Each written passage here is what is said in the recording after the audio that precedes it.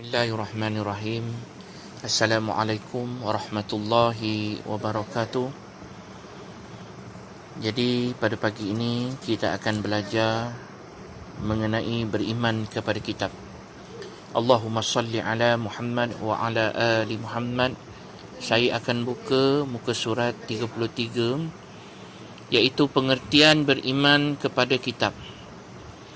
Jadi arti kitab pada bahasa ialah buku yang mengandungi perkara, hukum, ajaran, nasihat, kisah dan panduan hidup manusia.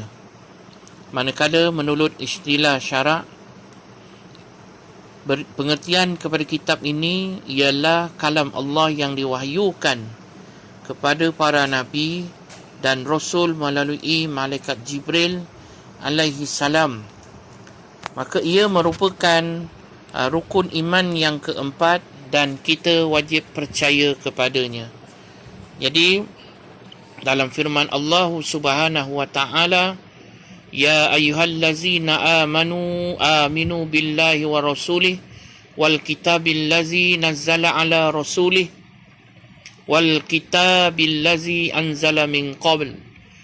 Wahai orang yang beriman, tetapkanlah iman kamu pada Allah dan Rasul dan kepada kitab Al-Quran dan yang telah diturunkan kepada Rasul, ini Muhammad sallallahu alaihi wasallam, dan juga kepada kitab suci yang telah diturunkan dahulu daripada itu. Baik anak-anak, itulah antara dalil yang wajib kita imani tentang kitab. Jadi kita masuk secara ringkas pada pagi ini.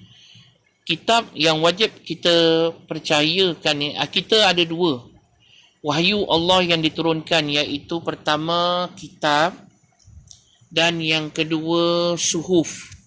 Apa dia kitab? Kitab iaitu kitab Taurat kepada Nabi Musa, kitab Zabur kepada Nabi Daud, kitab Injil kepada Nabi Isa dan kitab Al-Quran kepada Nabi Muhammad sallallahu alaihi wasallam. Manakala suhuf pula ialah bentuk lembaran-lembaran kecil. Ini yang pertama, kepada Nabi Adam ada 10 suhuf. Kepada Nabi Syits kepada 50 suhuf. Kepada Nabi Idris 30 suhuf. Kepada Nabi Ibrahim 10 suhuf. Dan kepada Nabi Musa alaihi salam 10 suhuf. Okey. Adam, tutup pintu Adam. Dengar ni. Okey, perbezaan Al-Quran berbanding kitab yang lain. Jadi bagi perbezaan, Al-Quran diturunkan kepada umat manusia dan jin sehingga hari kiamat. Diturunkan kepada kaum Nabi tertentu saja. Dalam bahasa Arab, Al-Taurah, Al-Quran diturunkan dalam bahasa Arab, manakala Taurat bahasa Ibrani. Kalau Zabur bahasa Kibti, Injil bahasa Suryani. Ni bahasa semua bahasa pertuturan zaman purba, ya. Kemudian Allah Subhanahu wa taala memansuhkan semua kitab terdahulu. Jadi kitab Injil dimansuhkan, sebahagian kitab Taurat, sedangkan Zabur tidak memansuhkan kitab Taurat. Nak kena faham ni adik. Okey. Dalam Al-Quranul Karim mengandungi perkara yang merangkumi akidah, syariat, tasawuf, akhlak, kisah, teladan dan seumpamanya. Dalam Taurat tidak merangkumi semua perkara. Cuma sebahagian saja yang ada. Contohnya kitab Zabur, perkhabaran, kisah, doa dan hikmah. Tiada hukum syarak, kerana Nabi Daud tidak membawa syariat baharu, maka dia dan kaumnya mengikut syariat Nabi Musa alaihi salatu wassalam. Bagaimana cara kita beriman kepada kitab? percaya kepada kitab adalah rukun iman yang ketiga. Allah Subhanahu wa taala juga memerintahkan Adam, tutup pintu habis Adam. Memerintahkan kepada Allah Akbar, semua kitab yang terdahulu. Orang yang tidak beriman kepada kitab, maka hukumnya dia terkeluar daripada agama Islam.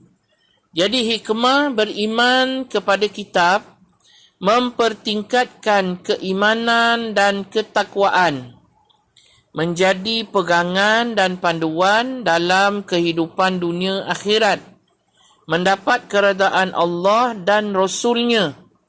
Kenapa kita perlu beriman kepada kitab?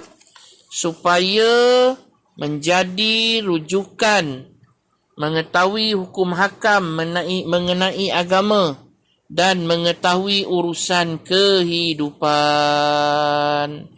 Jadi kitab menjadi sumber hukum untuk menegakkan keadilan dalam perkara-perkara yang mereka pertikaikan. Jadi kitab ni juga dapat memastikan agama terus terpelihara daripada segala penyelewengan oleh pihak-pihak yang tidak bertanggungjawab. Jadi kitab-kitab menjadi hujah dan saksi Allah Ta'ala ke atas manusia dan jin di akhirat kelak. InsyaAllah. Ini latihan. Latihan pengukuhan muka surat 38. Adik buat ni latihan ni. Latihan ini muka surat 38 dan juga muka surat 39. Ikut saja. Nombor 1 ni, apa dia? Kelengkapkan gambar rajah berikut. Lengkapkan lah. Taurat diturunkan kepada Nabi siapa? Nabi Daud AS. Kitab apa? Yang kosong tu. Yang manakala yang ini senaraikan keagungan Al-Quran berbanding kitab yang lain. Kat depan tadi ada. Muka surat berapa? Muka surat 36. Muka surat 36, 35 cari. Jadi, sekian daripada Ustaz. Wassalamualaikum warahmatullahi wabarakatuh.